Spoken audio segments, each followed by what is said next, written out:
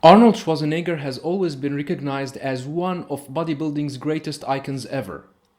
He rightfully dominated the bodybuilding scene in the 70s and won the Mr. Olympia title for 7 times. He could have easily won more hadn't he decided to retire from professional bodybuilding. In his prime time, Arnold was known for having some of the craziest muscles departments in bodybuilding history, namely the chest and the biceps. Arnold's chest and biceps have always been considered among the best regardless of era. The incredible development he achieved in these muscles areas was mind-blowing and ahead of his time. His front double biceps, side chest, and most muscular poses have become iconic and have inspired millions worldwide to start working out. But if the chest and the biceps were Arnold's greatest muscles areas, what were the less impressive muscles Arnold had? I chose the less impressive as a term instead of weak, because I personally do not believe Arnold had weak muscles in his physique. First, and before starting talking about his less impressive muscles, we need to remember that when we want to objectively judge Arnold's physique, then we need to do that in comparison with his rivals and other competitors in his own era. So it would be really ignorant and meaningless to compare Arnold's physique to those of current bodybuilders. Most of these bodybuilders did not even exist when Arnold was competing and winning the Olympia titles. We need to realize that the sport has changed since the early days in the 60s and the 70s, especially in the domain of the substance and the juice all pro bodybuilders use to maintain these incredible physiques. So it is not fair at all to compare Arnold to modern bodybuilders who have been using substance Arnold did not know about 40 years ago, simply because it wasn't invented yet.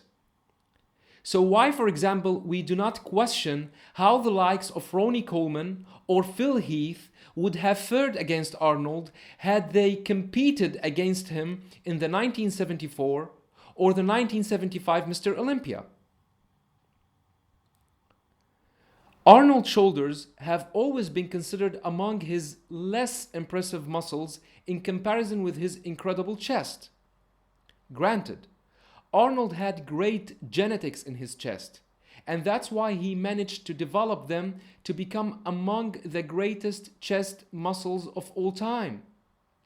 But does this mean that Arnold's shoulders were weak? I don't think so. This front bicep pose from the 1974 Mr. Olympia clearly shows how developed, defined, shredded, and complete his shoulders were.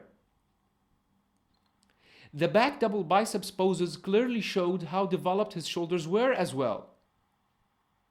They were highly ripped and defined. Even from the most muscular poses, we can still see how defined, developed, and separated his front deltoids were. The point is that in his side chest poses, his chest was so prominent and embossed in a way that it overshadowed his delts. However, some pictures like this one, for example, clearly shows that Arnold's front, middle, and rear deltoids were highly developed, complete, and separated, even in comparison with his incredible chest. The triceps were also identified among Arnold's less impressive muscles.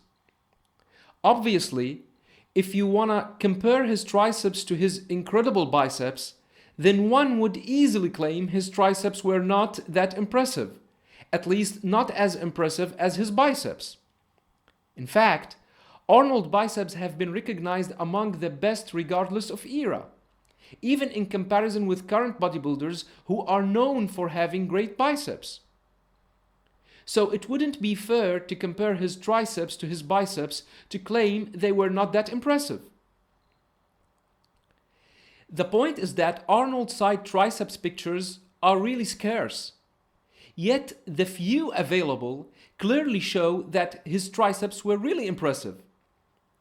Although these photos are from his early years of competition and not from his prime time in the 1974 or the 1975 Mr. Olympia, for example. Here is a comparison between Arnold, Frank Zane, and Franco Colombo, who actually had very strong triceps along with his amazing chest. I leave the decision for you to decide. Again, his side triceps pictures are scarce and, in my opinion, not enough to make a fair judgment. It goes without saying that Arnold's back was one of the best in his era. The lines he had, along with the definition and the separation in his back poses, clearly showed how developed his back muscles were. His front and rear lat spread also show how wide and thick his lats were.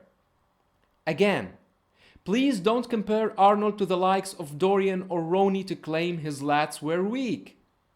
This would be really ignorant. Compare him to his rivals in his prime time. These pictures, for example, are from the 1972 Mr. Olympia, showing Arnold going toe-to-toe against Sergio Oliva and Serge Nubret.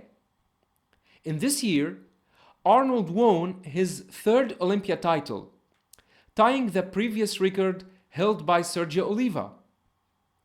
The winner was decided by 7 judges. 4 voted for Arnold and 3 voted for Sergio. Arnold achieved great progress in his back area, and this was clearly shown in the 1974 when he defeated the incredible Lou Ferrigno. His lines were incredible. He was so ripped and separated, with each muscle taking its place perfectly. Samir Banout, by the way, wasn't the first to have incredible Christmas tree, cause Arnold had it years before. Arnold's abs have always been considered among his least impressive areas. People claim that he had one imperfection that the Mr. Olympia jury didn't penalize, and the weakness was his 4-pack abs instead of 6-pack. But again, who among the most dominant Mr. Olympia winners had great abs?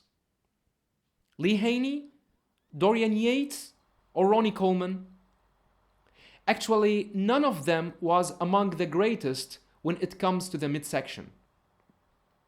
So Arnold was not the only one who was winning the Olympia title with this so-called imperfect abs.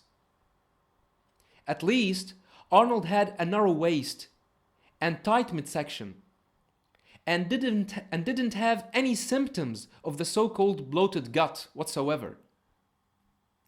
It is just his genetics that didn't allow him to have 6-pack abs like those of Flex Wheeler or Muhammad Makkawi, for example. Although Arnold's calves were mind-blowing and amazingly enormous, yet his legs have always been a topic for criticism. This actually went viral in 2015 when Arnold said that the bodybuilding judges need to stop rewarding the freakish look that bodybuilders have today.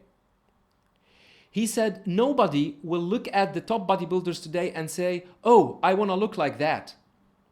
The judges need to start rewarding guys with physiques that are pleasing to the eye. Guys like Frank Zane, Flex Wheeler, or Lee Haney. Those are the guys that people should be looking up to. Current Mr. Olympia Phil Heath responded to Arnold's comments. He said that he was wrong and that he had no legs. That Arnold, in his prime time, had no legs. Again, we need to compare Arnold to his rivals in his era and not to put him in the line with current bodybuilders, because it just makes no sense. I personally do not agree with Phil's statement. I do not agree with him at all. I believe Arnold had great legs in his prime. Granted, they were not as monstrous as the legs of current bodybuilders. Yet, according to his era's standards, his legs were just great, shredded, ripped, and above all, aesthetic. And please don't say Tom Platz had better legs than Arnold's. Tom Platz in his prime time had better legs than anyone, regardless of era. His legs were phenomenal and would easily defeat most of today's bodybuilders when it comes to the legs section. So in short, if men were asked to choose between Arnold or Big Ram's physique, for example, who do you think would they choose to have? In my opinion, the majority would go for Arnold's physique.